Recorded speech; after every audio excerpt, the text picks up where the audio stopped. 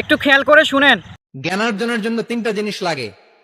এক নম্বরে হচ্ছে বিনয়, দুই নম্বরে সফর, তিন নম্বরে সবর। এই তিনটাই লাগবে। বিনয়ী হইতে হবে।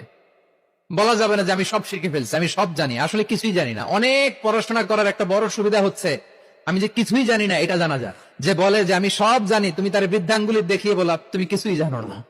যেই পাত্রে পানি ঢালবো এটা থাকবে নিচে, আর যেই গ্লাস থেকে ঢালা হবে ওইটা থাকে উপরে। মুসা আলাইহিস সালাম একবার বনি ইসরায়েলের মাঝে আলোচনা করছিলেন, হঠাৎ এক লোক বলে যে ইয়া নবী আল্লাহ, বর্তমান পৃথিবীতে সবচেয়ে বড় জ্ঞানী কে? তো মুসা আলাইহিস সালাম খুব ভাবনা চিন্তা না করে বলে ফেললেন, আমি সবচেয়ে বড় জ্ঞানী। এটা ভুল বলেন নাই, কারণ যাকে আল্লাহ তাআলা ওহির জ্ঞানে ধন্য করেন তিনি তো সবচেয়ে বড় জ্ঞানী। তো আল্লাহ তাআলা এই রেসপন্সটা, এই আনসারটা পছন্দ করেন না। আল্লাহ তাআলা চাচ্ছিলেন মুসা আলাইহিস সালাম যদি বলতো যে আল্লাহই ভালো জানে।